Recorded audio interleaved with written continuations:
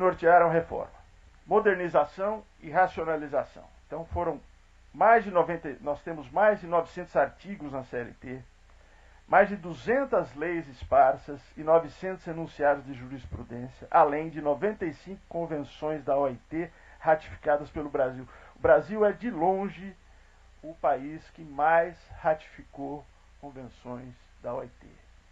Agora, imaginem toda essa legislação, e a gente nós vamos voltar várias vezes ao nosso amigo japonês do começo da... Imagine o sujeito vendo isso e tendo que investir para a empresa dele dar lucro, né? A hora que ele viu o tamanho da CLT, ele já quis voltar imediatamente. Isso sem contar a legislação esparsa. O que ela objetivou? Privilegiar a negociação com segurança jurídica. Isso é uma coisa que muita gente dizia: o negociado prevalece sobre o legislado. Não é a questão de prevalecer. Isso ficou bem claro no debate que teve com o relator aqui, o deputado Rogério Marinho. É obedecer. O que não acontecia é que as partes negociavam, as partes que estavam num processo, não era nem de decídio coletivo ainda. A gente fala de decídio coletivo, mas decídio coletivo é quando não se chega a um acordo, mas na parte de negociação. As partes chegavam a assinar uma convenção coletiva, ou um acordo coletivo, ou um acordo judicial. A acordo judicial é diferente, mas a convenção coletiva.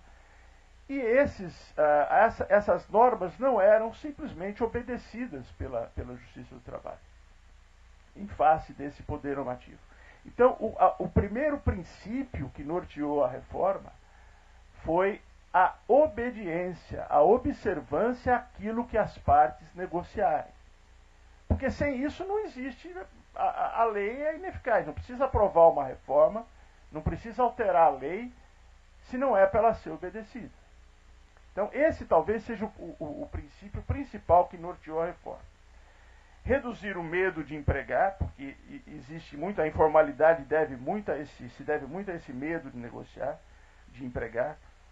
Criação de estímulos ao trabalho formal, autorresolução de impasses. Nós não temos uma cultura de arbitragem, nem de mediação. Pelo contrário, algumas tentativas de Sintec, aqui em São Paulo principalmente, foram torpedeadas depois pelo Ministério Público do Trabalho. Rinaldo sabe bem disso. Nós não temos essa... Até tivemos a iniciativa, mas o nosso sistema não tem, a nossa cultura não é de mediação. Então tudo é encaminhado para a justiça, que é lenta, morosa e não resolve nada. Esse foi um dos outros princípios observados. A racionalização do processo judicial também é muito importante, porque nós temos hoje alguns abusos. Então, a fixação de limites para fixação de horários periciais, responsabilidades por danos processuais, que era uma coisa com que não se preocupava. O empregado contrata um advogado, colega, né? Aciona a empresa por qualquer coisa, pede coisas que ele sabe que já foram pagas e ele pede para forçar um acordo lá na frente. Isso também foi observado pela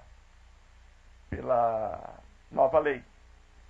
E o equilíbrio entre direitos e deveres, que é aquilo, né? Você não pode ter só uma coisa ou só outra. Você tem que ter, você não pode ter só direitos. Você tem que ter um equilíbrio entre aquilo que, entre os deveres, que o empregado também tem muitos em relação à empresa, que é o seu respaldo, né?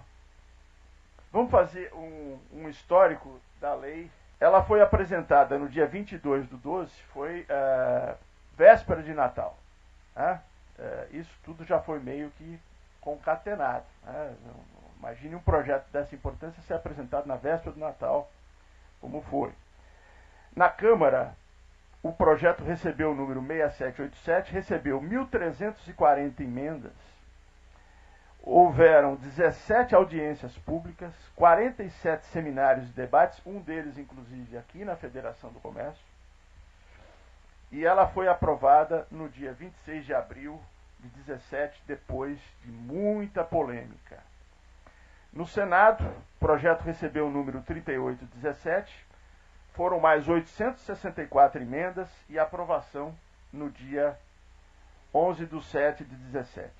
Foi sancionada sem vetos no dia 13 de julho, publicada no Diário Oficial da União em 14/7 e a vigência em 120 dias a partir daí, exatamente no dia 12/11. Eu só pararia um pouco aí, porque houve muita celeuma, muita polêmica em face da alegação de que não houve debate suficiente da reforma.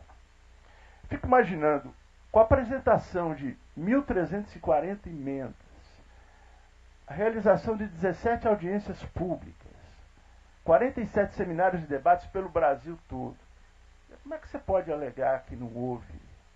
É um argumento falacioso isso. É que nós não estamos acostumados com projetos aprovados com a rapidez, com um prazo inferior a 2, 3 anos. Isso não é concebível. É claro que houveram outras tentativas de fazer uma reforma e que nunca se viabilizou, mas agora é por isso que eu disse, houve num dado momento, a conjuntura política concorreu e contribuiu para o que aconteceu. Né? A impopularidade do presidente, problemas políticos, o fato dos sindicatos estarem vivendo um momento ruim, né? A representação sindical está sendo muito questionada. Agora, o que não se pode dizer é que não houve debate. Em seguida, nós tivemos 106 dos 922 artigos da CLT alterados, 54 alterados, 43 novos artigos e 9 revogados. Foram feitas 5 alterações muito importantes na Lei 6.019 do Trabalho Temporário e outros reajustes na legislação esparsa. A aplicação da norma no tempo. Isso é muito importante. Esse foi um dos assuntos mais discutidos lá no seminário do Rio de Janeiro. Porque claro, você tem uma lei que vai entrar em vigor e já estão discutindo o que vale, o que não vale, os contratos anteriores à lei, posteriores à lei e aqueles que ficam no meio do caminho, que são contínuos. Né? Então nós temos essas questões colocadas aí. Os contratos já encerrados antes do início da vigência da nova lei, não há dúvida nenhuma, aplica-se integralmente à lei antiga. Contratos celebrados após o início da vigência da nova lei, integralmente à lei nova. Não há o que discutir. O problema está no terceiro ponto. Quando os contratos celebrados antes do início da vigência da nova lei e ainda em curso. Então nós temos que ter uma análise mais criteriosa em relação a isso. Então nós temos, eu não estou descendo a nível de juridiquês aqui. Eu fiz eu sei que a maioria de vocês são contabilistas, contadores, então é para ficar só a ideia. Né? Não estou descendo em discussão de teses jurídicas. Então nesse último caso nós teríamos 4 teses ou teorias que poderiam explicar isso e dar uma direção. Primeiro, aplica-se a nova regulamentação aos contratos em curso. A segunda tese, as regras do contrato são fixadas quando da sua celebração. Ou seja, uma lei nova não pode atingir o ato jurídico perfeito nem direitos adquiridos. A nova regulamentação ela somente se aplicaria aos contratos novos. Eu particularmente me filio a isso, acho mais simples e de se aplicar e mais lógico e inclusive juridicamente respaldado. A terceira tese fala do tempo regendo o ato. Tudo que não tiver pactuado rege-se pela lei nova e o que já foi pactuado continua sendo regido pela lei anterior. E o quarto é a sucessividade dos contratos de trabalho, que os contratos de trabalho nós sabemos são sucessivos, implica em sucessão, onde o prazo indeterminado é a regra. As posições prevalecentes em relação a isso, boa parte da magistratura adota a segunda teoria, que é justamente aquela, né? Tendo como fundamento a inalterabilidade das regras contratuais, salvo para favorecer o empregado. Até porque, nós vamos ver depois que o artigo 468 da CLT ele não foi alterado. Então aquilo que for mais benéfico ao empregado é o que se aplica, ele não pode ser prejudicado no contrato que ele já firmou. E uma posição eventualmente defensável, que não é muito diferente dessa, passa pela sucessividade do contrato de trabalho, mais os respeitos às condições mais benéficas do empregado. Então, o que nós poderemos ter é isso.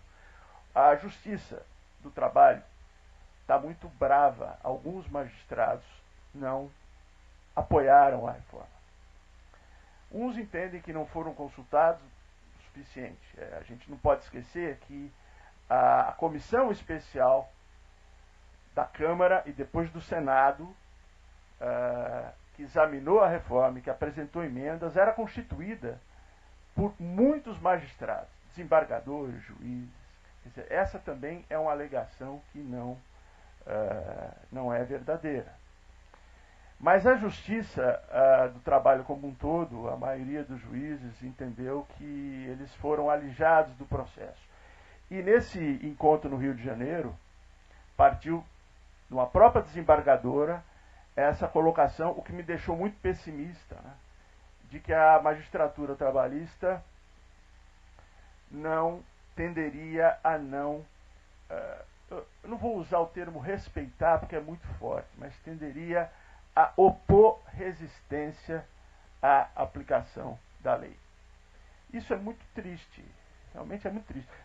Nós temos a seguinte situação: antes da lei entrar em vigor, nós já temos um buchicho, não me ocorreu outra palavra agora, de que pode haver uma resistência, inclusive até com 19 membros, 19 desembargadores do TST, de um contingente de 25, que seriam contrários a muitos princípios estabelecidos na reforma.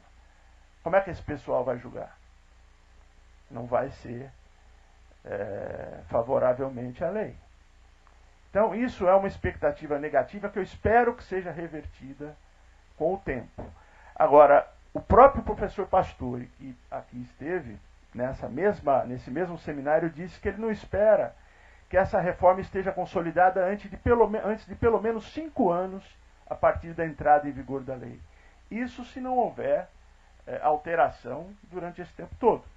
Porque um senador, pelo menos, já apresentou um projeto revogando a lei toda. Ele não teve nem o trabalho de ir em cada artigo que ele não concordava. Ele apresentou um projeto revogando a lei. Então nós vamos ter mais esse problema. Não fiquem muito otimistas, porque isso a gente só vai ver no decorrer do tempo. Tá? Ainda dentro dessa aplicação da norma no tempo, nós temos os contratos de trabalho vigentes com condição mais benéfica, até porque o artigo 468 que eu citei não foi alterado.